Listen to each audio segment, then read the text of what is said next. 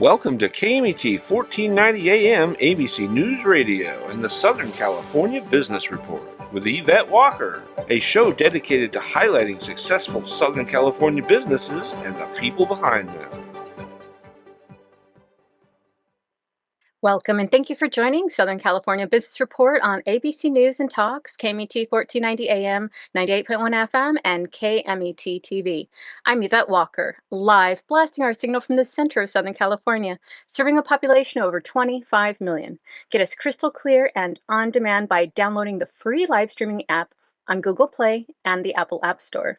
As always, a huge shout out to the team, Mitch, Bill, and Sean. I love you guys, and to our special advisory committee that can be found at www.scbrtalk.com/advisory committee. Click on the link and learn about the incredible leaders doing the work. Today, of course, I am absolutely honored and thrilled to introduce Johnny Hernandez Jr., who is serving his second term as vice chairman of the San Manuel Band of Mission Indians.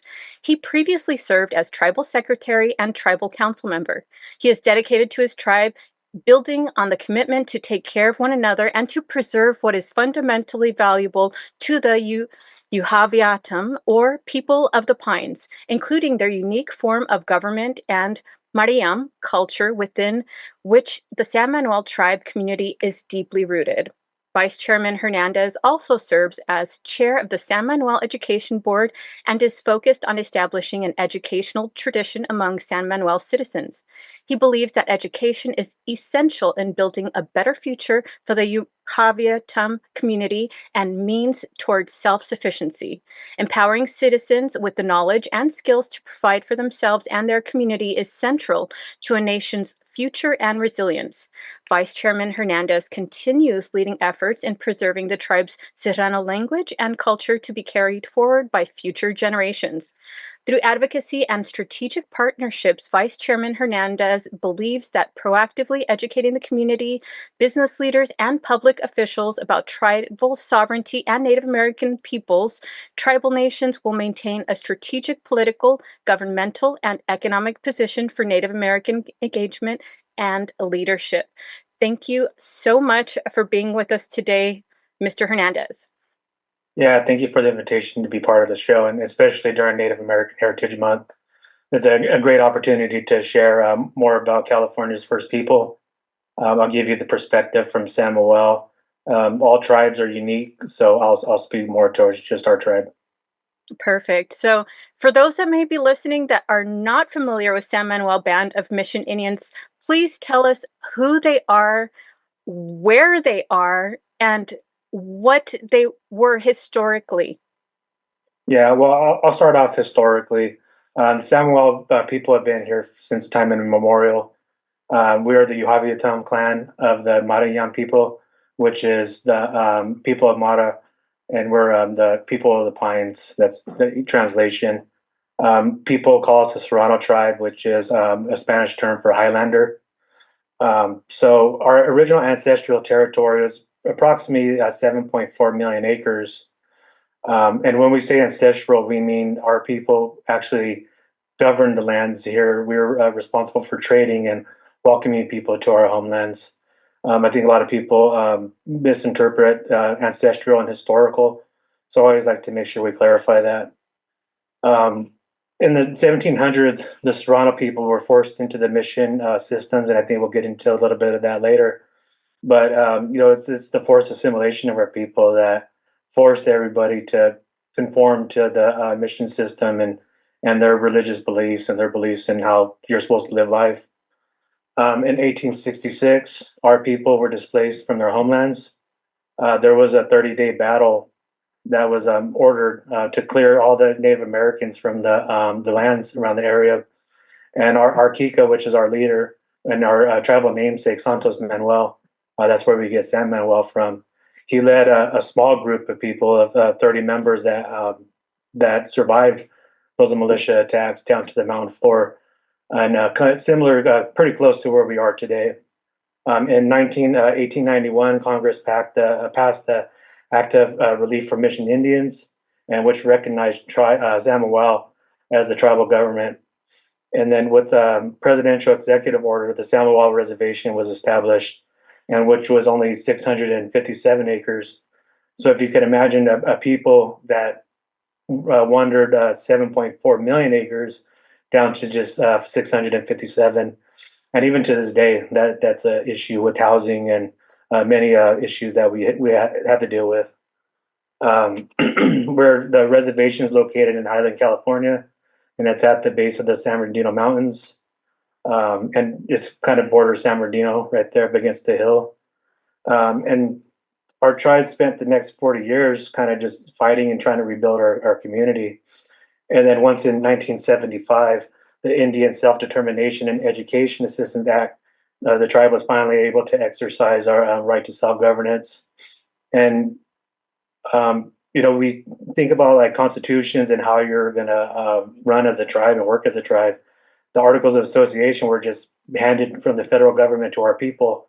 And I was like, you want services, you want resources, sign this. And, of course, our people weren't educated like lawyers like we are today. So, they took the deal. And for years, we lived with that Articles of Association. Things got amended here and there. But thankfully, recently, we're just able to rewrite our own constitution to have the rules and laws that govern us that we want to.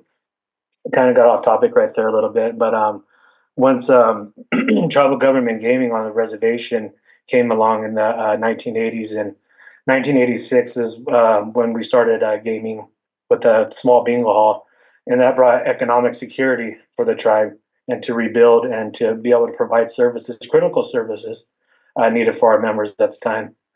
And today, with the infrastructure with tribal government gaming, we're able to provide healthcare, education, safety, and also the things that we do for the local community. We own and operate Yamava Resort and Casino here in Highland, California, on reservation.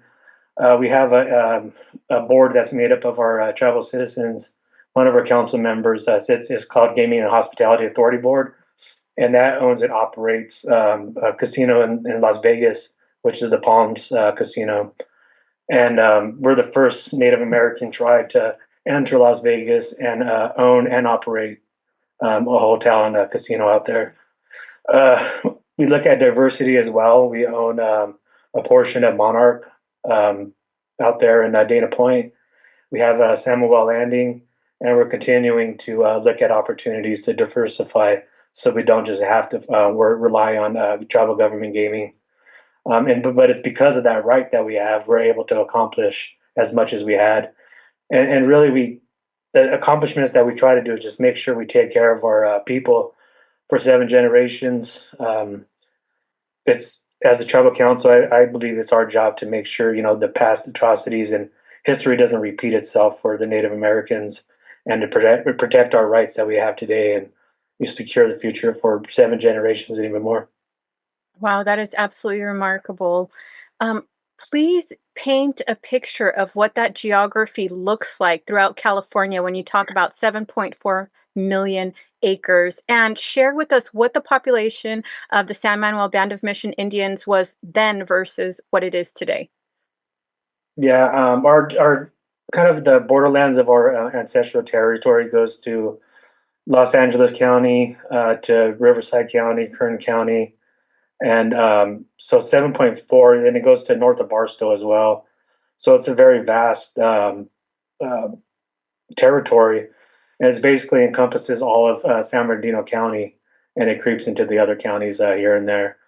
Um, and those lines, while they're imaginary lines, and we do intersect with other tribes, but that's why it's real important to be stewards of our land. And I think it's important to acknowledge that we're not a corporation that could just pick up and move to a better environment. We truly do care about this because these are the lands that our ancestors have roamed and governed, from time immemorial. So it's a giant piece of property, and we try to have a presence within all of it because we truly do care.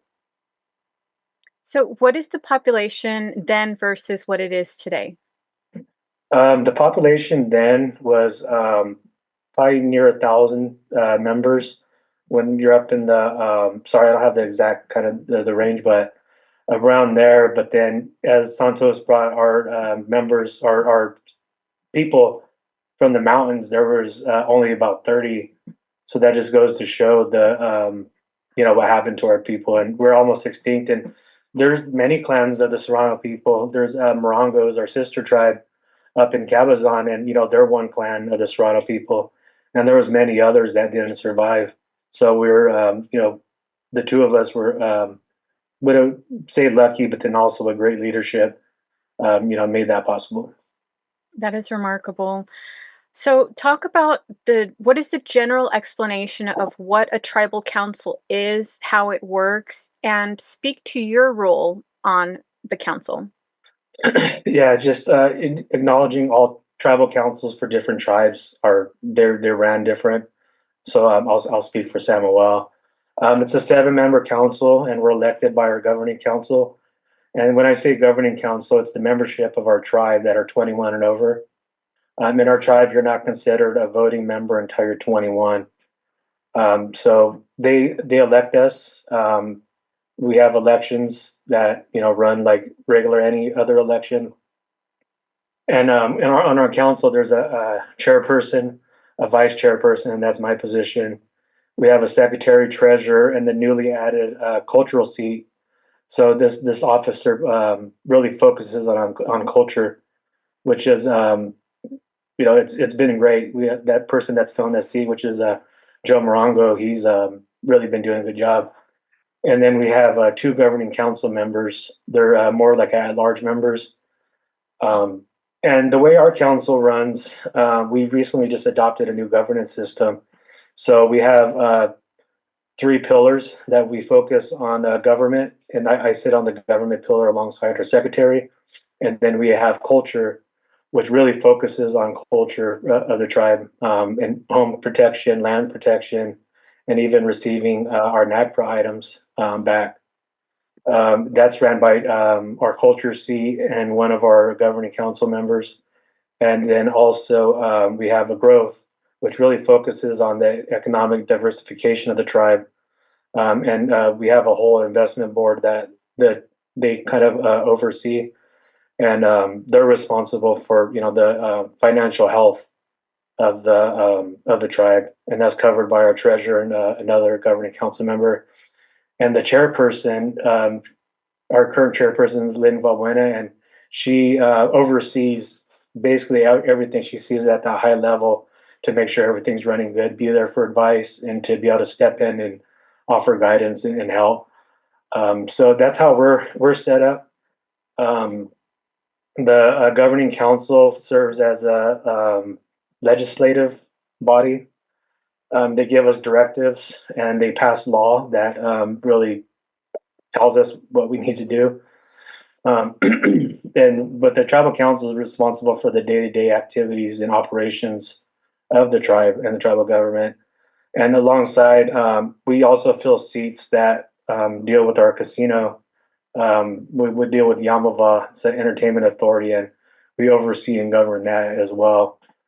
Um, so my position as a vice chairman, and I'm in my second term, is not only to be the government representative, but to support and fill in for our chair whenever is needed. If she's on travel or she's on vacation, that's my responsibility, and also to make sure her our current chair and other chairs is they have priorities, and what they want to see is to be there to support that. Um, and so I lead the government pillar, and a lot of my function is intergovernmental relations. I chair the education board, and we have other duties like housing needs, and so it's a lot of things that strictly deal with our sovereignty and also our members' government function. That is remarkable. So let's share why San Manuel Band of Mission Indians contribute so much to the community. You alluded to the fact that 7.4 million acres once was under the purview of San Manuel Band of Mission Indians, but now you're relegated to 600 acres. Yet you still contribute, you still invest in the community around you. Why is that? Well, going back in time, our ancestors were real. what would you say, hospitable people. They welcomed people coming into their territory, arms wide open, and goodwill. Really, it comes down to goodwill. And what our philosophy is Yahweh, which is act on your beliefs and what's in your heart, in essence. Tribal government gaming has been around since the '80s, and that's fairly new. It's only a couple of decades. And for us, it was '86 when we started. So we understand what it needs to, be in need. Unfortunately, our elders tell stories. Even, my dad, that grew up on the reservation younger, before gaming, there's a lot of stories. And so we understand that. I think a perfect example of a partnership is Loma Linda. They used to come and do dentistry and deliver babies and general health care checks. And they came to the casino, or sorry, the reservation to do that. So being that it's so fresh and new and it's just who we are as people, and kind of earlier I mentioned that this is our ancestral territory. We truly do care for it, and we care for the people here as well. We see our local communities thrive, and then we're going to thrive, and everybody's going to thrive. We hate seeing hungry children and people without health care and people without not good education, and especially for our native brothers and sisters, because not every tribe games. They don't have casinos. They don't. There's tribes in the rural area that don't have the clientele, and a lot of the tribes, some of them are in third world country situations. So we really do like to focus on not only just tribes in California, but across Indian country, and also the loss of culture and language. Is big. I mean, that's your identity, and that's who you are as a native person. So if we could help just a little bit to help them keep that and to help keep it going, that's why that's one of the reasons I see and the tribe sees helping our community locally, but also throughout Indian country. What are some of the gifts that have been most aligned with the tribe's giving pillars? Yeah, I think our partnership with Loma Linda, we've had a long partnership, and as I had mentioned earlier, it's it's I always like to think about it as like a full circle. They're here to help us, and now we're here to be able to help them serve the community, that we're both located in. For me, it's because I do love to focus on education and language revitalization. Whenever we help out our Native brothers and sisters, that's like so important because, like I said, a lot of them don't have the resources that we have. We contribute to educational K through 12 programs, universities, Native American education programs, which are really important, and language revitalization initiatives. Bringing it back to San Manuel, our language was almost extinct. We have in Morongo, as mentioned, that we're brother and sister tribes. Over there, they have maybe two or three at the time fluent speakers, and they're getting older and they're elders, and that's why our call was we need to revitalize this language. They're working on it. We're working on it because if people forget it, then it's going to be extinct and it's not going to be around anymore.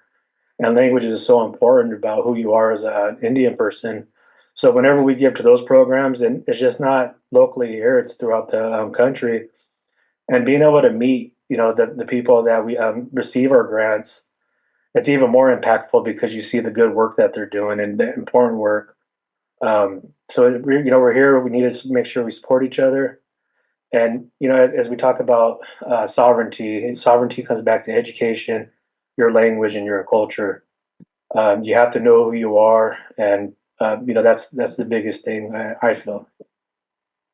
Absolutely. What does San Manuel do to support and lift up other Native communities? You mentioned, I mean, there are hundreds throughout the US, but talk about the work that you do to uplift other Native communities.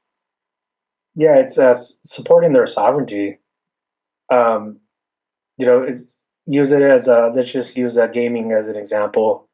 There's gaming issues that arise. We deal with those all the time. And whenever we have large meetings, something as simple as providing travel funds for those tribes to be able to come down or to go to Sacramento, wherever the meeting's at, to be able to provide their input. And that, it's valuable just because you may have a small casino or you may not even have casino doesn't mean that your input's not valuable on Native issues. Tribes should always have a voice, and there's things I hear for all of us. Not one person controls, you know, the direction of tribes in California, as especially as it comes to gaming and issues like that. The challenges to ICWA, that's another one. All the tribes need to show their voice and giving them that platform to be able to use their voice to say, no, we're not going to let this happen again. I think to me, that's the most impactful. I mean, you could talk about grants and those things, and monetary, it's good to do that. But to me, it's like whenever it comes down to sovereignty and give them that platform to practice their sovereignty and use their voice is hugely impactful. How do you do that primarily? Through financial resources, through human resources and expertise? How does that unfold? Probably hit it with a little bit of all of it. I think it's, finances unfortunately can't solve a problem.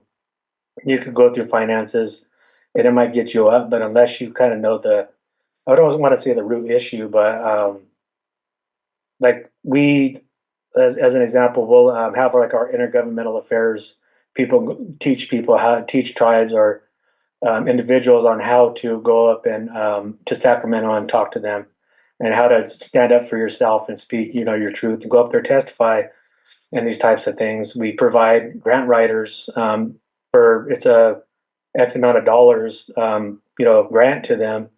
But then, the outcome of that is tenfold, where they're receiving way more money because then they get the in-house expertise. We were just at a meeting recently and hearing from one of the non-gaming tribes. We call them RSTF tribes.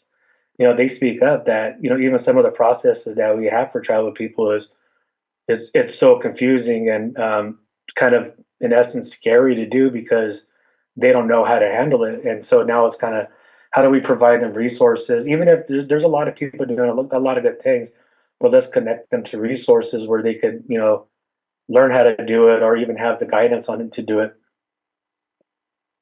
Absolutely, because it does take a certain level of awareness and education on how to navigate that process. And have you heard if the process is similar to or very different from the tribal councils? Yeah, I think sometimes there's different issues they have to deal with. Even just regionally, there's tribes have different issues. So I think some of the issues that we have or how we deal with things is going to be completely different.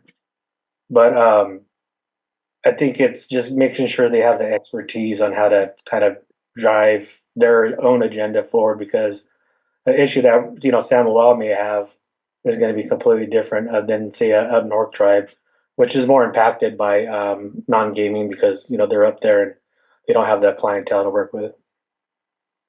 Well, thank you so much for that, Mr. Hernandez. With that said, we're coming up on a break. Everybody, Yvette Walker here with ABC News and Talk, Southern California Business Report, speaking with Johnny Hernandez Jr., a dynamic leader currently serving his second term as vice chairman of the San Manuel Band of Mission Indians. His journey reflects an unwavering commitment to his tribe and its cherished traditions, working tirelessly to ensure their distinctive governance and rich Maara'yam culture not only survive, but thrive, fostering unity and cultural preservation while cultivating a strong sense of identity and purpose for future generations within the San Manuel community.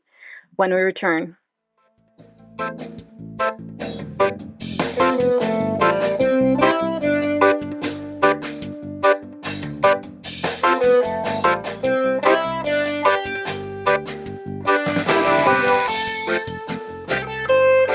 Cal State San Bernardino is home to the only school of entrepreneurship in California.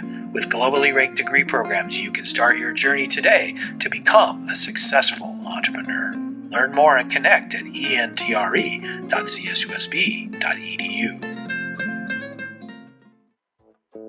Hi, I'm Dana Rademacher with MGR Property Management. A lot of people wonder about the value that property management has for their property. Property management can include all property types, including residential, commercial, and HOA. It is valuable because property managers are experienced in what can happen at your property. We're aware of liabilities. We're able to do predictive and preventative maintenance. We know what is coming up with the changes in the weather, the seasons, how old certain aspects or different capital projects at your property are. we're able to best negotiate contract pricing, legalities with your tenants, and anything else that you may need to ensure that you're getting the full value of the property. If you're interested in speaking with the representative at MGR Property Management regarding your property management needs, you can visit our website at mgrrealestate.com, or you can call our number at area code 909-581-6600 to be connected with the representative. Ontario International Airport is on to a better way to fly with over 65 daily non-stop flights to more than 20 major destinations and the easiest airport experience in Southern California. Visit flyonto.com/Ontario to learn more about Ontario International Airport today. Hi, I'm San Bernardino County Sheriff Shannon Dykes. If you're looking to start an exciting career in law enforcement and make a difference in your community, we are hiring dispatchers, nurses, deputies, laterals, and many more. For a complete list of our jobs and more information, visit sheriffsjobs.com. We are the Empire Strikers, the professional sports team of the Inland Empire. We are a fast-actioned and community-inspired pro indoor soccer team. Our mission is to inspire the Empire. Home games, community events, watch parties, and youth camps are all back. Professional indoor soccer is back.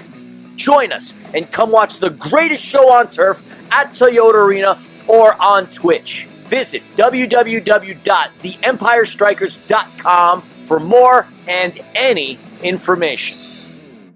The University of La Verne is rated first in California for alumni satisfaction. Learn more about accelerated programs offered online and on campus in La Verne, Irvine, Ontario, Burbank, or College of the Canyons. Visit go.laverne.edu. The University of La Verne. go.laverne.edu.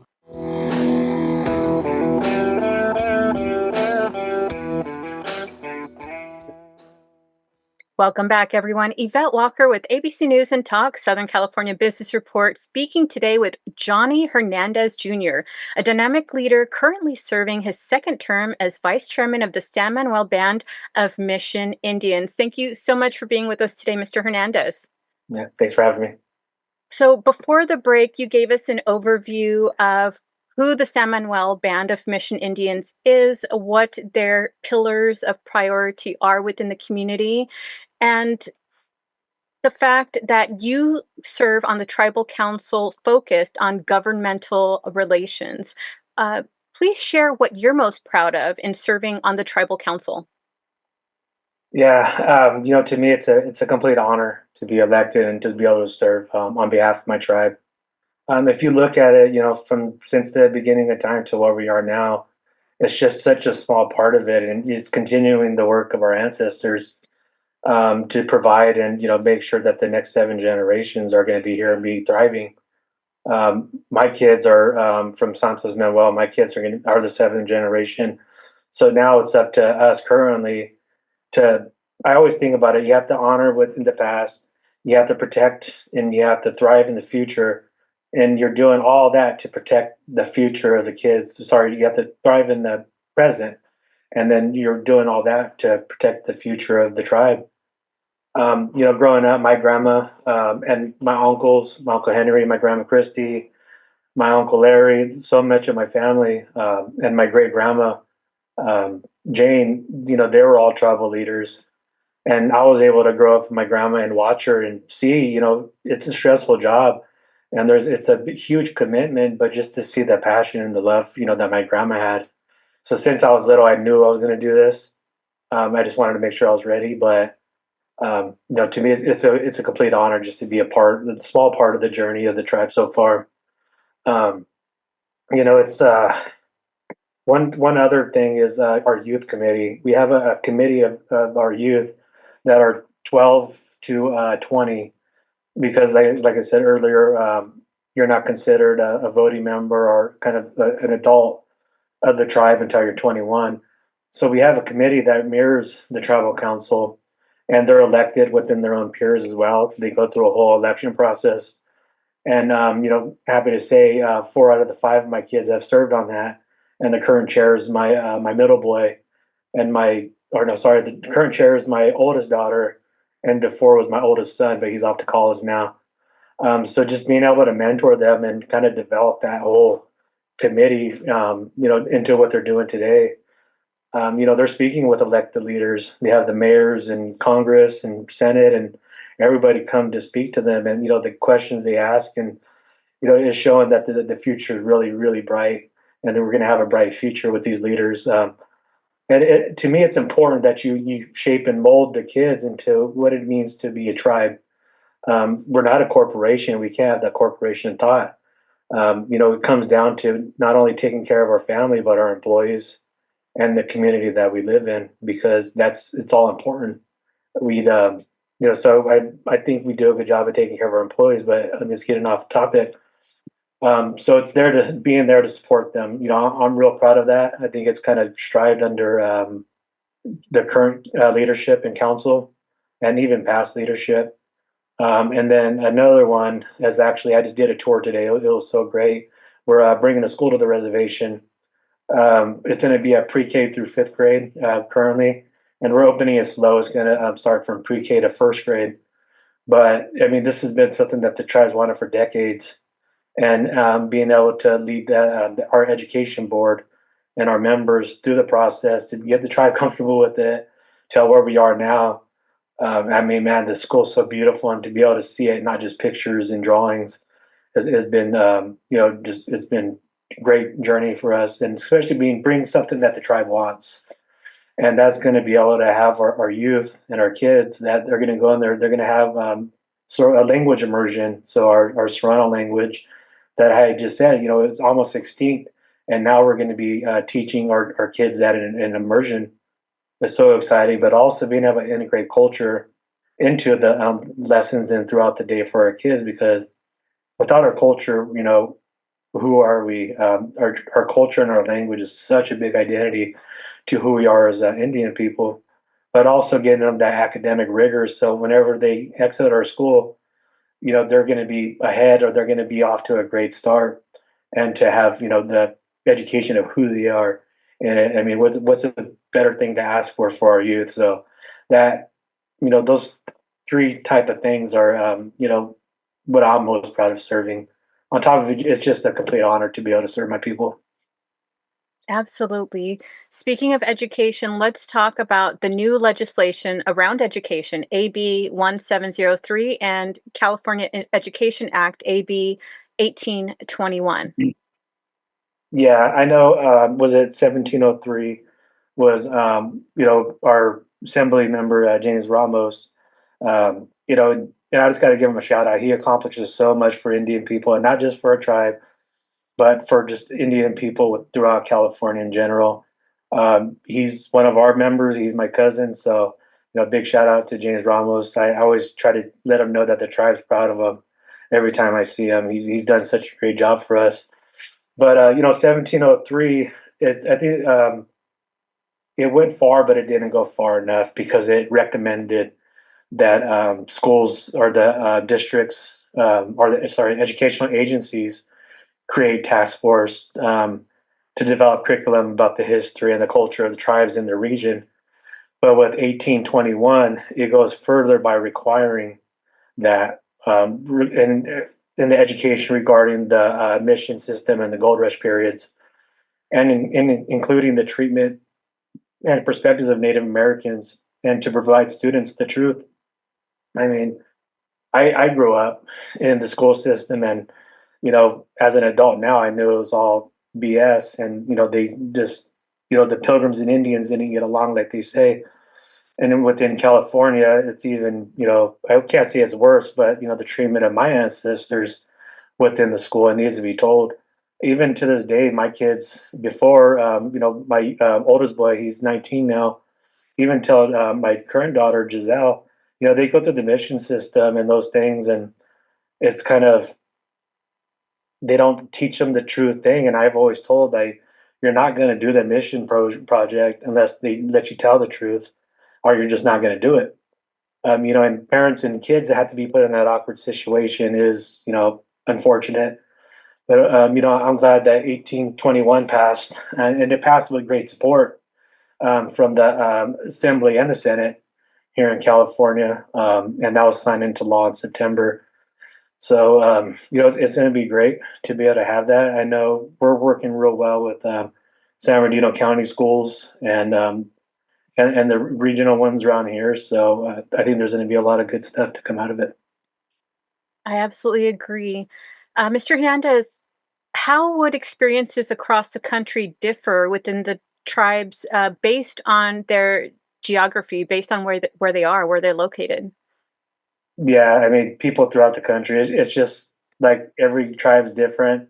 Every region's kind of dealt with their own issues and forced assimilation and genocide and everything. I think in school you learn more about the Plains tribes, and those. But bringing it back to California is going to be real impactful for our area. And that's nothing against what happened, to those tribes in those areas, but why not educate on those within the region here? But it's an unfortunate similarity that we all have. We've all dealt with some type of assimilation, genocide, and people. What is it that statement of "save the man, kill the Indian"? I mean, that's what our government tried to do to us and to my people, and all the tribes and within the nation. It's horrible, and now it's time to start telling the truth. And I appreciate. I know the governor apologized, and I believe President Biden did recently. So I mean, that's just a start. Now we need to start putting action to that apology, or it's just an empty apology. Right. And, the saying goes, those that don't learn from history are doomed to repeat it. And that's absolutely a history we never want to repeat.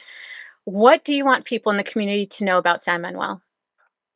Yeah, I mean, we've been a tribe, and we've been self-governing ourselves since before the federal government recognized our sovereignty in 1891. Our ancestral territory was 7.4 million acres, and we got pushed back on little under 700 acres. And we thankfully we expanded. I believe right now we're a little over 1,000, but that's through a lot of hard work and a lot of um, like the resilience of past leadership to make sure we get extra land. We still deal with a lot of issues of having enough housing for our members. We did a project on the east side of the reservation, which almost doubled the available lots for our members to move back, and those got taken up so fast. And now the new generation that are about to become adults are kind of like, well, what about us? Where are we going to live? So it's our responsibility to go and find out how that's going to work. Um, our territory, the 7.4 million acres, that's across the high desert, San Bernardino Mountains, the San Bernardino Valley, stretches to near Los Angeles out west and runs east to Riverside. And our northern boundary is well north of Barstow, and that extends south of the San Bernardino Valley here. Um, the territory includes San Bernardino County, parts of Riverside County, parts of Kern County, Los Angeles County, so it's pretty extensive. You had a free roaming people, then you get locked onto a reservation. Our people migrated, so they start at the top of the mountains, San Bernardino Mountains here during the summertime, and then as it starts to get colder, they move down. Our tribe, we sing bird songs, as you had mentioned. James did a chant during his interview.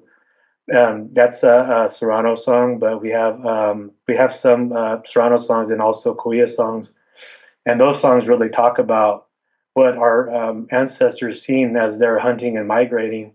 So they might sing about a badger, a hummingbird, a bighorn sheep, and that's those songs. Those are, and we feel a responsibility to the stewardship of our lands. We still claim the 7.4 million acres as our ancestral territory. And we do everything that we can to protect it and also to be good stewards of it. And so that's why we enjoy the partnerships that we have with the local community and those communities within our ancestral territory. Please share what some of those partnerships within the local community look like, in addition to your partnership with Loma Linda. Yeah, I think the one that I'd actually like to highlight that I thought was really, really impactful for me is Mary's Mercy Center, the homeless, the men's home, the facility. I forget what you would call it. But whenever we went on the tour, and they showed us that transitional housing and how the men are there and they kind of move through the program while also getting educated and getting the help and that hand up, not a handout, from the program. That's severely impactful for the region. As you know, San Bernardino County or San Bernardino City in general is probably one of the highest poverty areas, highest homeless. I mean, right outside a reservation, coming on, there's homeless everywhere, and it breaks our hearts. So any way we could help with that, and food insecurity, and education as well, and language revitalization.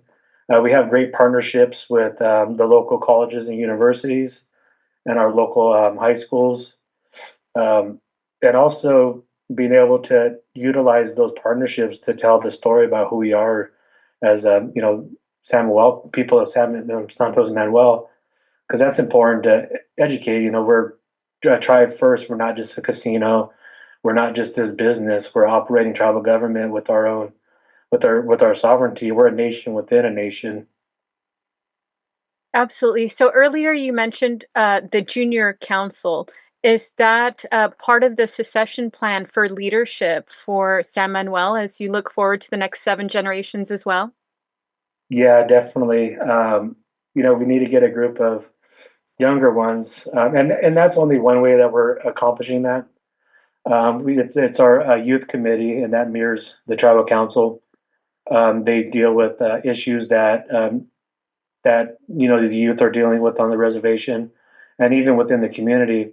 I think a real good outcome of what our youth could do is the missing, murdered Indigenous women. We had a group of youth that went out to a meeting in Florida, and it was a unity conference where a lot of young Native leaders, they come together and they meet on different topics, and that's whenever our youth learned about MMIP. And they came back and they're passionate. They had like a fire under them, and they were ready to help and to advocate for it. And so they came back and they asked the tribe to let them, advocate for this and everything. And they've done a good job. They've raised tons of money for education, and also to support those institutes that are doing the work and counting and continuing to advocate for it. They do an annual MMIP walk, and hopefully we could get you an invitation to come out and see that next year. I believe they do it in May. And that's just one thing that we do that came out of that, which has been so great. And I'm so proud of those girls that brought it back and wanted to do that. And also we have internship programs for our youth, and just to get them ready for tribal government. With our younger ones, we have internships within education, which is our language revitalization, safety and security, finance, and cultural. But then for our older adults, we have internships they could intern within any job within the enterprise, any department, and we have a lot that utilize that too. And the goal is, and I always tell all my family and all my cousins, like through the tribe, we're all cousins and we're all related. But that you don't have to be a tribal council member to serve your tribe. Back then, Santos Manuel days, there was tribal leaders, yeah, but there was also hunters, there's gatherers, there was protectors, there was artists, there was so many different aspects that it doesn't mean you just have to be a leader. So it's that's why we see succession is to find somebody, they have a passion for something, and they want to serve their tribe, whether it's on a committee or they show up to a general assembly meeting. That's how you serve your tribe. Whether you do art or anything, there's so many different ways to serve, and it just doesn't have to be on tribal council. So how can the community help you preserve your culture, your sovereignty, and pay homage to San Manuel Band of Mission Indians? Well, I think it's just educate themselves. I think we do a good job locally, close to the reservation. But just remember, the casino is our our moneymaker to be able to provide for our citizens, to provide education, healthcare, to revitalize our language, to care for our elders, to offer protections and also to prepare for the next 7 generations. I think it comes down to, educate themselves. And, San Manuel is not the only tribe within the region. There's plenty of tribes.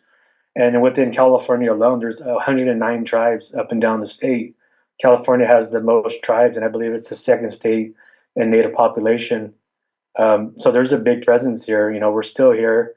We're thriving, and we continue to help our brothers and sisters. But also, if they have any questions, we have so many different resources that they could educate themselves on.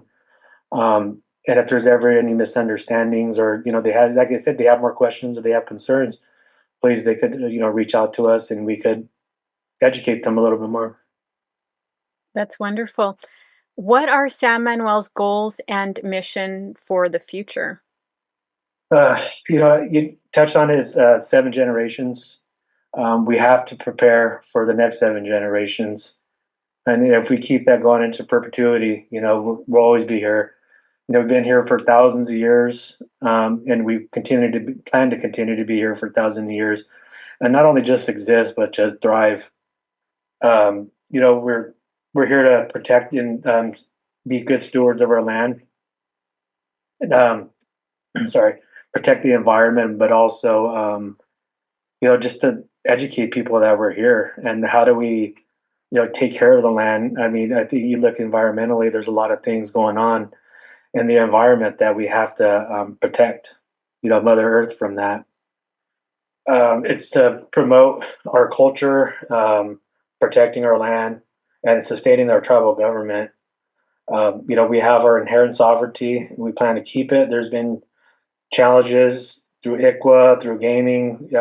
One of our advisors had said, this real impactful thing that whenever Indians had something, somebody always wants to take it. They took our natural resources, they took our land, they try to take our culture, and they try to take us, but they failed at that. So now, now that we have the resources and the education to be able to continue to fight the good fight and to protect ourselves and to protect not only just San Manuel, but Indian people throughout California and throughout the nation, to be a part of the major fights and those things that come along. That's the goal and mission, is to not only protect ourselves but make sure our Native brothers and sisters are also protected, and we all gather and we could fight together.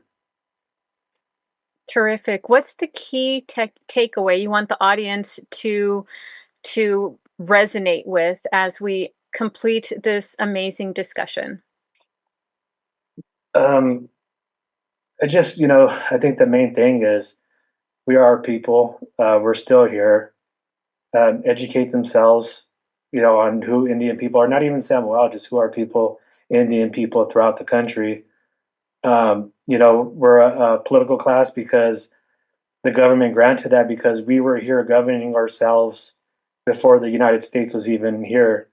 Currently, we're governments within governments. We have our own rules, we have our own laws, and we have our own. We just redid our own constitution of the laws of the land on reservation. There's a lot of issues that we still deal with, whether it be tribal government. We have missing murdered Indigenous people, where Native people are being taken and murdered at an alarming rate. Educate themselves on that. We want to be partners, and we can make the state good for everybody. And we're not asking for special treatment. We just want to be treated the same way that everybody, every American citizen would ask to be treated, right? While we're a political class, we're also American citizens, and we expect to be, treated justly. And also, there's a lot of injustices, and we continue to fight alongside those people as well. There's 109 tribes within California. It's important to educate themselves on those tribes wherever they live regionally. I think there's 2 tribes within San Bernardino County, but Riverside County has a lot more, and San Diego County has a lot. So they're all throughout the state, and they're more than just casinos. They're tribal government gamings. They have their own population, and casinos just happen to be the economic driver because we don't have a taxable base. Thank you so much for sharing your heart and your tradition and your culture for San Manuel Band of Mission Indians today, Mr. Hernandez. Thanks for having me on your show, and I appreciate the conversation. Thank you. Perfect. Well, I look forward to following up with you, visiting your event in May, and continuing to share the message. Thank you so much for being with us. Thank you. All right, for everybody listening, don't forget to find us on Facebook, YouTube, LinkedIn, and Instagram. Again, check us out on scbrtalk.com, and don't miss my interview with Dr. Roger Duber, whose sterling career spans more than 40 years. He is board certified and specializes in cardiovascular diseases. Dr. Duber was recently recognized by the American Osteopathic Association and San Antonio Regional Hospital as Physician of the Year. He has served on a range of educational and legislative committees, including the Ethics and Peer Review Committee, Chairman of the Critical Care Committee, Chairman of Quality Assurance Committee, and is the current Director of Cardiac Service Line, responsible for expanding services at San Antonio Regional Hospital. Next week, we will have Atif El-Kadi, Chief Executive Officer of Ontario International Airport, with over 17 years of extensive senior-level expertise across various facets of the aviation industry, including airports operations, strategic marketing, social media, brand management, public relations, marketing, advertising, and strategic communications. Atif El-Kadi currently serves as the CEO for the airport, and in this capacity, he orchestrates day-to-day operations, spearheads an expansive capital development program, oversees revenue management, finance, and administrative functions. You do not want to miss it. We will see you all next week.